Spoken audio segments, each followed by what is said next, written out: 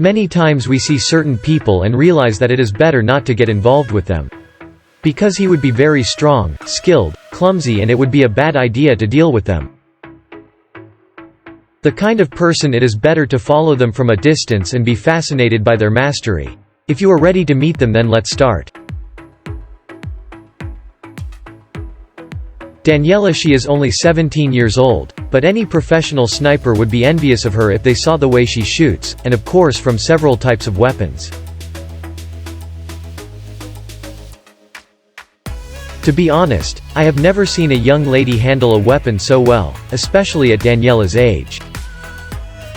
In the beginning, shooting was just a hobby for her, but after she participated in a contest called Zone 2, she realized that she wanted to do this job professionally. In an interview, Daniela encourages all the girls who want to use a weapon but are afraid of what the world will think or laugh at them for doing it, because let's be serious, who would laugh at someone who has a weapon in their hand?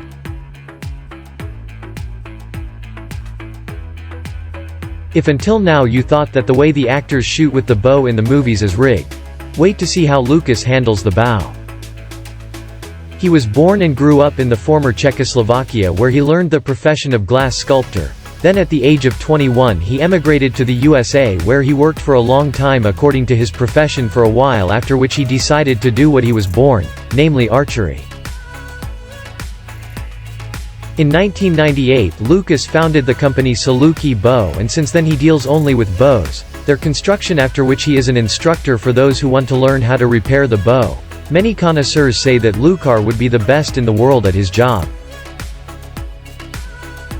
Even without the medals and prizes won by him, just seeing how he shoots the bow, especially on the go, you realize from the start that he is a professional in what he does. On his official page he has a list of all his victories in competitions, which is otherwise an imposing one.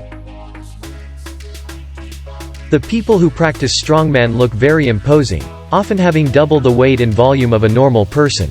JD, besides lifting huge weights, is able to break a baseball bat, bend a frying pan, or break with his teeth a calendar of 300 pages.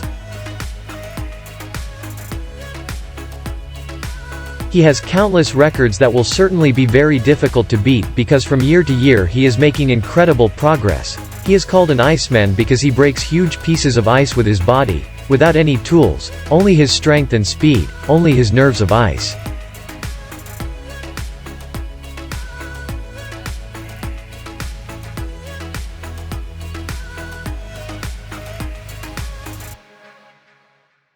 In Gun Yu is a very talented young man who has trained his body to its maximum potential. He is able to make some amazing moves that you don't even see in movies. It is a combination of several fighting styles combined all in one. It looks more parkour than fighting style, which is called kick gun. Try not to get dizzy when you look at his movements and the number of spins he makes in the air before hitting. Many of the movements are invented by him, and that is why it is very difficult to be reproduced by someone else.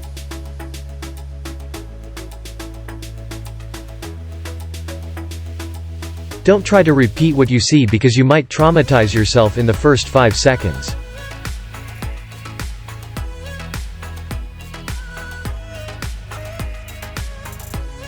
I would like to ask you, and please answer me honestly, what do you think of when you hear about a professional ninja? Probably a very tough man, muscular, fearless, and ready to knock down any opponent. This is just a stereotype. Honestly, I thought so too until I heard about Mindy, who is the world champion in several fighting styles. She has been training since she was 4 years old, and since then she has won more than 10 world titles.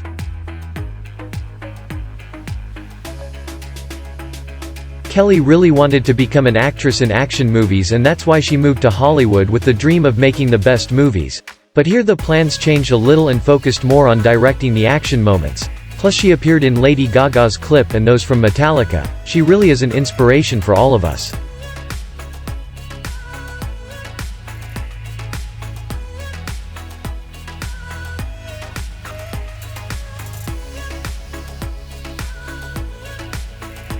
Vito is a bodybuilder and a fitness trainer who lives in Germany, and every appearance in public can easily intimidate anyone with his 1.96 meters and 115 kilograms. Besides that, Vito is also an actor, and those who know him say that he is very cheerful and kind at heart, even if appearances indicate otherwise.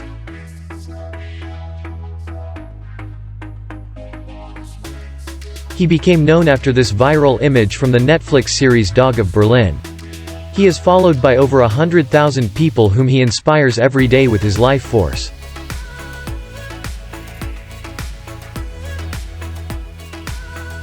Giga Yuguru is a ninja in real life that any action movie actor would be envious of. Giga has been practicing sports since the age of 4, starting with Taekwondo, and since then he hasn't taken a break. Of course, for him, only one fighting style was too little, and that's why from the age of 9 he started practicing karate and Muay Thai, after which he went through everything.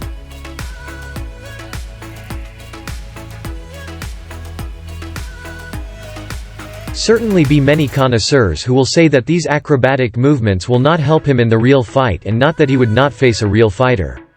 But just forget at what speed he manages to throw punches and his incredible streaks that I honestly don't understand how anyone could face him.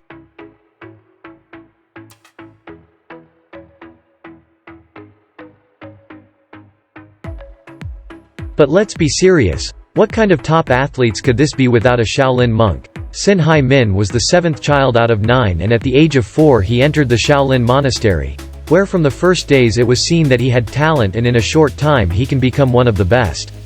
Here he began to learn kung fu and other oriental fighting styles, having many victories in his record. In 1992, the kung fu delegation from the door invited those from China for an exchange of experience that Sin Hai could not miss. Once he arrived at the door, he realized that he wanted to stay here and would not return to China. During the night he left the hotel where he was staying, and with the help of a taxi he tried to make himself invisible. But because he did not know the language and could not agree with the taxi driver, called the police. Hai Min showed the police his passport and some pictures from magazines with his presentations. Then the police took him to a Chinese restaurant where they will manage to find a translator for him and help him enter the new country. Moved to New York, where he decided to make Shaolin Kung Fu popular, and he succeeded. From 1992 until now he has taught thousands of students, including popular people. Thanks to his mastery he appeared countless times in reports at television, and in the end it was even filmed in a few movies.